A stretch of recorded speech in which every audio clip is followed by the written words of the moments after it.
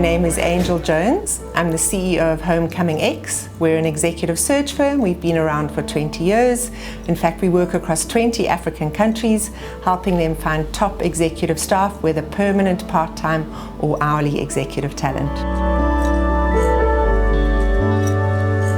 So I grew up in Johannesburg, never necessarily being proud of my flag or my country at all. I lived in London for 7 years after school, and Mandela being released was a massive, massive moment in my life. And I was one of those freezing cold South Africans in Trafalgar Square in the late 90s when Mandela came and stood on the steps of the embassy, and he looked over all of us and he said, "I love you so much, I want to put you in my pocket and take you home."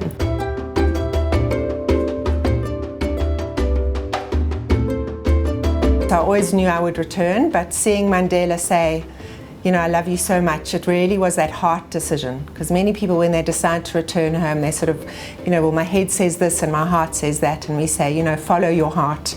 Really all about showcasing stories of other South Africans who had returned. That was a big push we showcased, persuading South Africans abroad that if you returned home, you weren't a failure. You were actually this revolutionary. You were coming home to contribute to your own economy. We had messaging like, "Don't wait till it gets better, come home and make it better." I left my role. I had worked in advertising for many years with the Saatchi brothers before, stepped full-time into Homecoming and then turned it into an executive search firm, still really encouraging Africans abroad and Africans locally, showcasing the best roles across the continent. We are all about helping companies across Africa, so not just South African companies attract South Africans, but East and West African companies attract Nigerians or Kenyans or whoever that may be. We do have a talent shortage on this continent, so the work we do is a lot about helping companies identify top talent abroad, and then helping them return home. I think what's exciting about living now is in this A3 age of work, of anywhere, any place, any time. And to date, we've been so obsessed with the sort of physical repatriation of skills. Now we can do the virtual repatriation of skills. So on the one hand, we can virtually access top African talent abroad as well. But on the other hand, we can play quite a strong role in actual job creation here.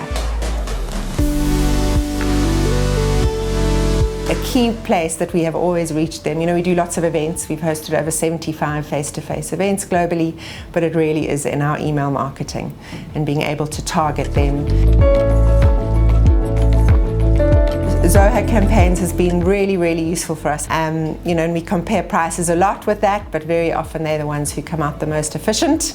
So the design templates that Zoho Campaigns gives us is really remarkable. It means we don't have to find an in-house graphic designer ourselves.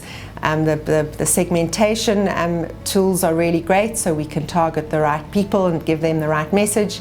The reporting is quick and efficient, so it's just a consistent tool that we've continued to use. These days we don't necessarily need to reconsider, are we using the right partner? When it comes to privacy, especially when you're dealing with different candidates' personal information, what their compensation rates are, privacy is absolutely imperative. And we get asked by all of our different companies, to make sure that our POPI laws are up to date. And we always obviously include Zoho Campaigns and all the work that is being done there. And that is huge accreditation, because I believe Zoho Campaigns globally ensures that all privacy regulations are adhered to. I think Zoho Campaigns will be a partner of ours for as far as I can see. I think email marketing, people go, "Oh, well, what's next?" And obviously there are all these sexy new other things people do use. We do use those, but I think certainly this tool and email marketing has become a staple for us, and I certainly see our relationship continuing for a long while.